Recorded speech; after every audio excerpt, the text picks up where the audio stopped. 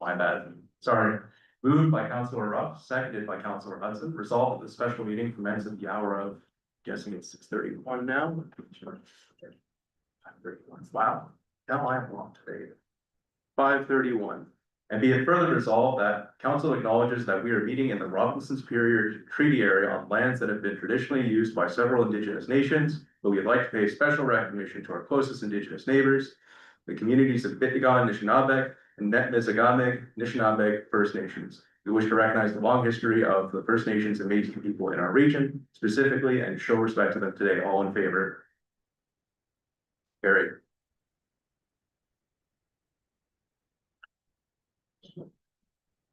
Okay, disclosure of pecuniary interest, seeing none. Approval of the agenda. Moved by Councilor Hudson, seconded by Councilor Ruff. Resolved that the agenda be approved as circulated. All in favor? Carried.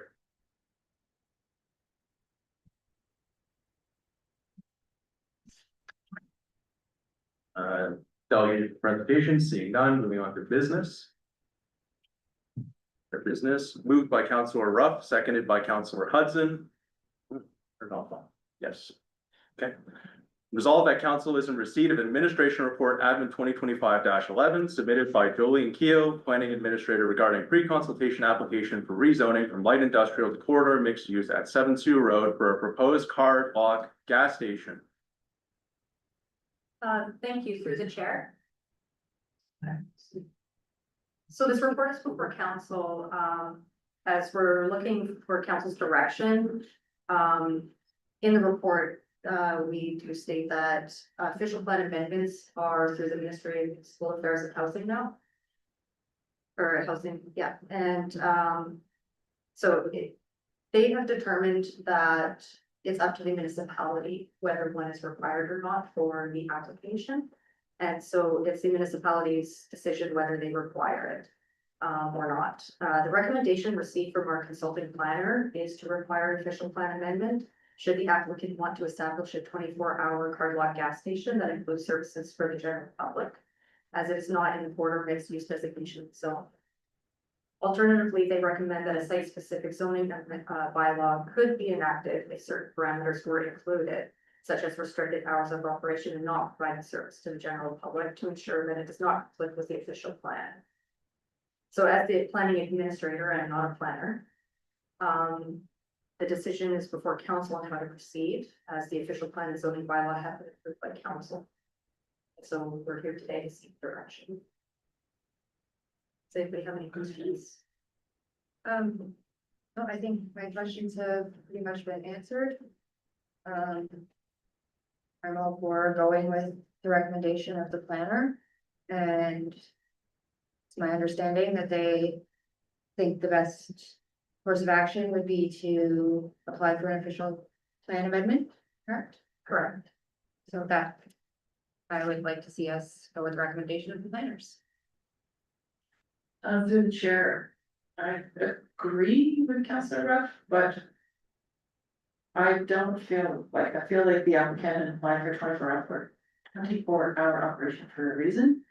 And I think limiting that and excluding the general public defeats the reason, part of the reason why the applicant applied.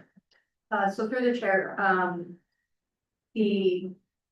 by applying for the official plan amendment, it would amend the official plan in such a way that it would allow for more use than just a restriction.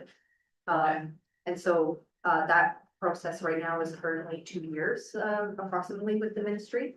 And so they had said it was up to the municipality whether they wanted to require the official plan.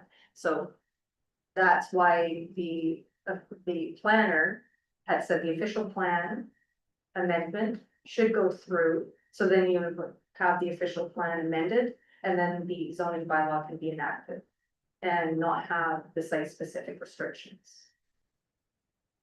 But should the applicant want to move forward and just do a site specific with the restrictions, then they can bypass the official plan.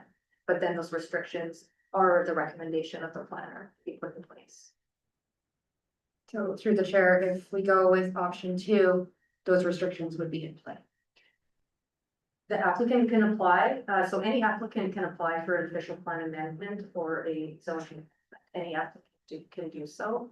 And it comes to council with the planner's recommendation, and it's up to council what they choose. So today, we're not looking for direction for the site specific to what's to be included, that's just the recommendation of the planner.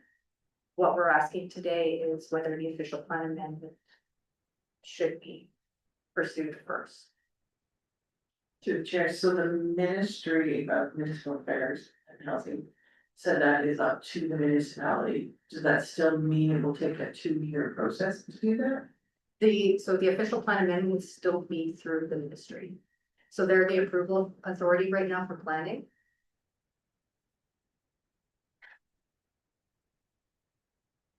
When we updated our official plan back in 2022, and then it was approved by the ministry in 2024.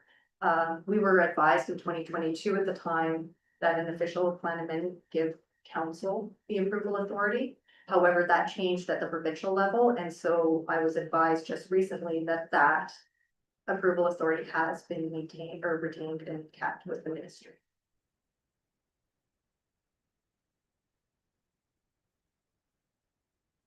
I'm just processing. That's a lot of things that are a little bit confusing. So the official plan, is the overarching, policy document for land use. And then the zoning bylaw is a little bit more specific. So, but they tie together. So that's why there's usually typically one or the other proposed that need to be amended. If that makes sense. So through the chair, if we ask for an official plan amendment, would that open the door to other businesses in the area? Would it be easier for them to go through the rezoning process if our official plan is amended? Potentially, so it would depend on what kind of amendment the ministry is gonna require of the applicant, because again, they're gonna be following our official plan. And looking at that, but yes, I would anticipate that it would open it up in that area. Thank you.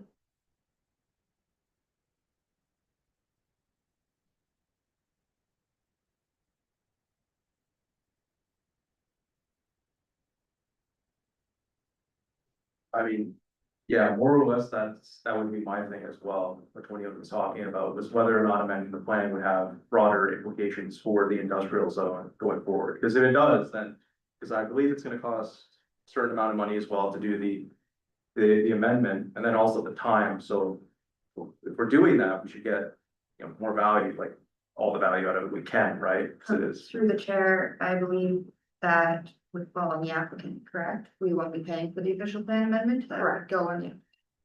there's still the price associated, right? Absolutely. That's a good point, though, absolutely. I am personally in favor of option 1, I think. No harm, no foul, the goal for the gas station has been laid out there, and it's likely the applicant will go that way either way, so. I think giving direction to that sets us up for that. If he does go that route, we can do the amendment going forward.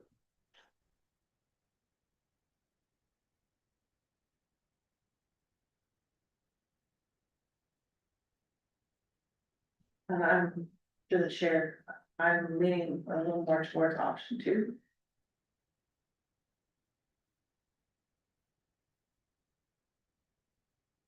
For the applicant to go to the site specific zoning amendment only. But I can see that as well, because the 2 years, that's a lot of time, right? that's my concern, is That it's is, taking, it would take an extra 2 years.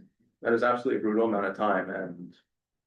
Kind of have a sense of, we need, like, we need a gas station in the future here, how does that play into this and all that, but. So, it's a tough one, it really is. Through the chair, oftentimes, through the ministry at the provincial level, things do take more time. There's a few more stakeholders that they need to consult with, and so that's where things kind of get held up. And of course, when you're doing official plan amendments for zoning bylaw amendments, you have to follow the planning act. Right. And those have specific timeframes in there as well. So is it like a guarantee it'll take 2 years or it can be up to 2 years? It can be up to, Okay. is what I was advised. Okay.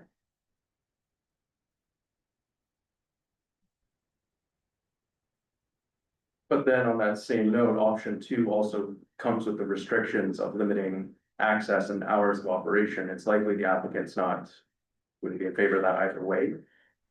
That's quite the restriction that option two presents.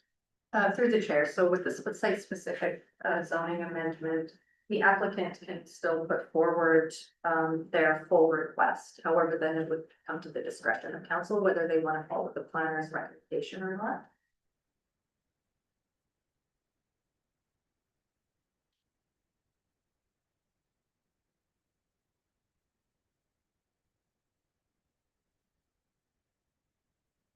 Yeah, I'm just having a hard time making a decision on this one. I apologize for the delay here. Please, take your time. It's quite the decision.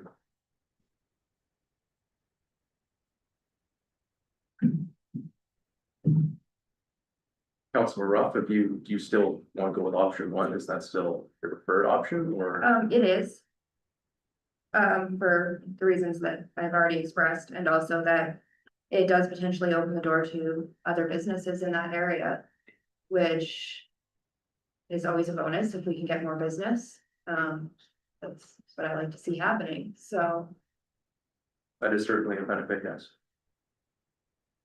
And I'm still also leaning towards option one, if that helps you at all, Councilor Hudson.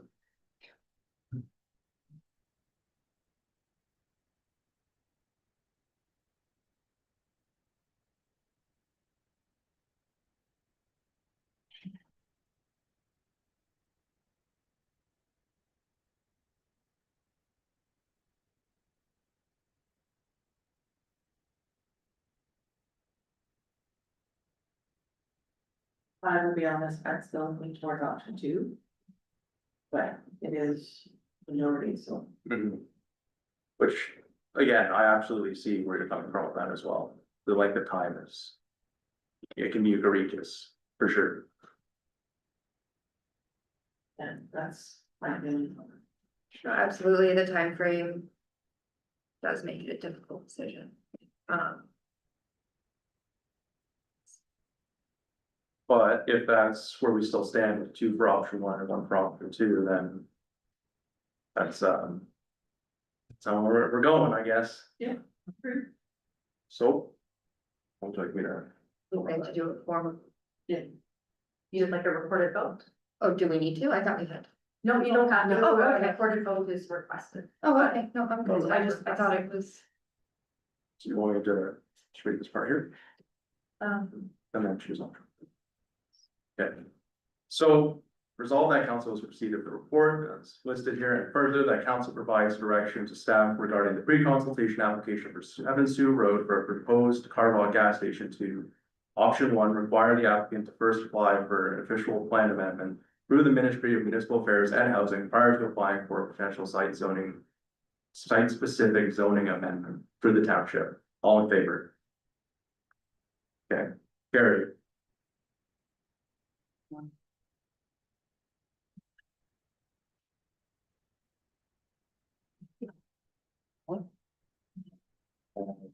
Closed session, there's nothing there. This is arising from the section thing and confirmatory bylaw. Moved by Councilor Hudson, resolved by Councilor Ruff, being a bylaw to confirm the proceedings of the town council of the township of Manitowocc at its special meeting held on Thursday, August 21st, 2025, be read a first and second time. And furthermore, be read a third time, passed and numbered as bylaw no 2025-33. All in favor? Carried.